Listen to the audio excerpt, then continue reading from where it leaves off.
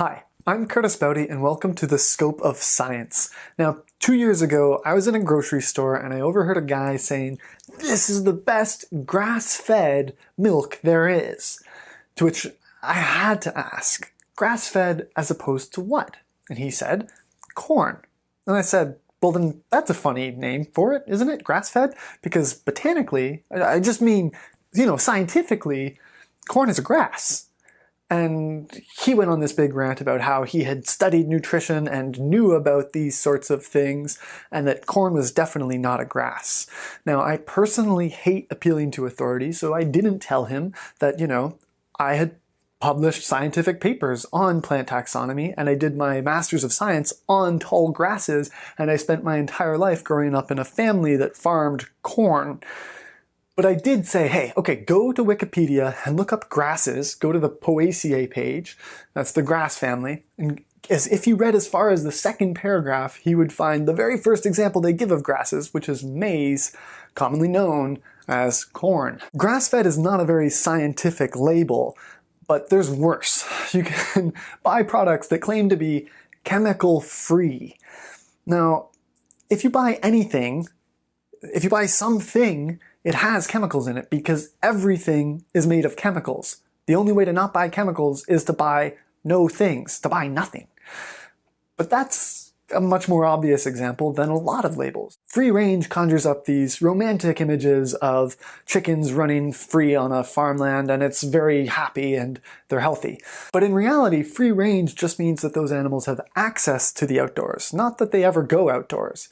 And in fact, in the UK, you can put 9 chickens per square meter of your facility and call that free range if they have access to it. And it can actually be worse to have them be free range because it can help spread diseases like bird flu. People prefer to buy products that are labeled as non-GMO, even though they don't necessarily know what GMO stands for.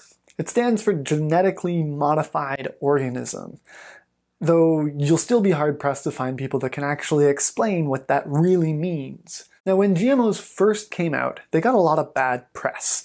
Even on shows like Bill Nye, he talked about how we should be skeptical of GMOs. Now, it's been 35 years since the first GMO, and there's been no rigorous scientific evidence that shows that they're either dangerous to your health or to the environment. And it's time that we drop our suspicions of them.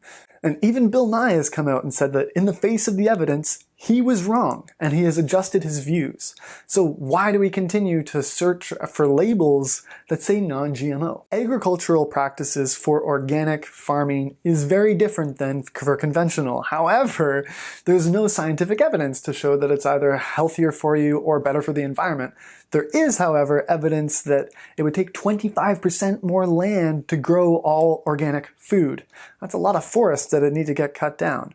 Now, there's a lot of anti-science labels, but there's also a lot of science-y labels that are pseudo-science. Like, you can buy bottled water that claims to have electrolytes in it. But electrolytes are just the parts of water, the things in water that make it conduct electricity. They're in water. They're nothing special. You can buy water that doesn't have calories in it. Yeah, of course water doesn't have calories in it. If it had calories in it, it'd be juice. But people don't really know what calories are.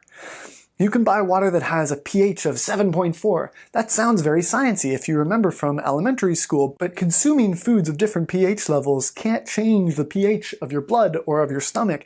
That's not science. That's not how it works. Whenever I go to a grocery store, I see these labels and it reminds me that we have a huge problem with scientific literacy in our population, and we need to do something about it. Now, if you want to learn more about the science of food and agriculture, I recommend the book Just Food. I'll put a link in the description.